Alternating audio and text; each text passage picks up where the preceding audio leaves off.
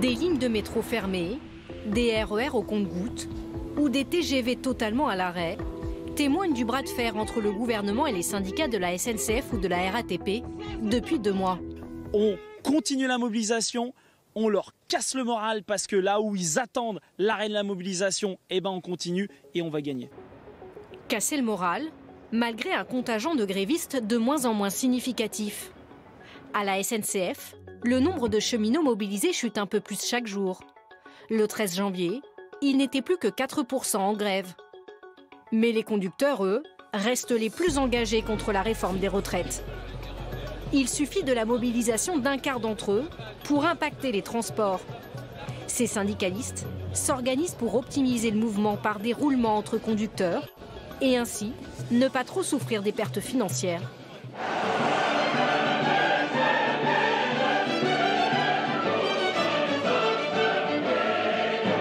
Dans le secteur public, pas besoin d'être nombreux pour avoir des moyens de pression. À Radio France, en grève contre un plan social, moins de 5% des employés sont mobilisés en moyenne depuis fin novembre. Pourtant, la plupart des émissions et des concerts sont déprogrammés. Nous sommes à maintenant peut-être 7 concerts annulés au sein de notre maison. Je dis notre maison avec un notre très affectueux et très sincère. Et il faut savoir qu'à chaque fois qu'on annule un concert, c'est un crève-cœur pour nous. C'est vraiment extrêmement douloureux. Mais c'est notre seule façon de nous faire entendre, même si c'est paradoxal de faire entendre par le silence finalement qu'il y aura ce soir dans la salle notre voix.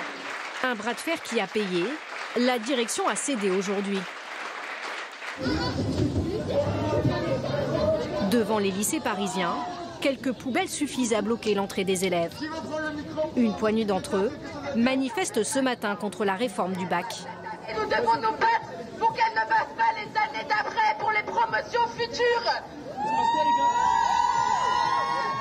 Les lycéens, on est invisibles, encore plus que les grévistes qui font des actions qui sont très très visibles et très présentes. Nous, personne ne nous entend. Et donc la seule chose qu'on fait, c'est qu'on bloque. Et pour stopper les cours, il suffit d'une minorité, comme dans les facultés. Lors de la réforme des universités en 2018, des dizaines d'établissements sont bloqués, comme ici à Strasbourg, qui compte plus de 40 000 étudiants. Pour mes examens, et en plus de ça, j'ai bossé cette semaine. Tu crois qu'on en a mais pas, alors bossez-les vos examens.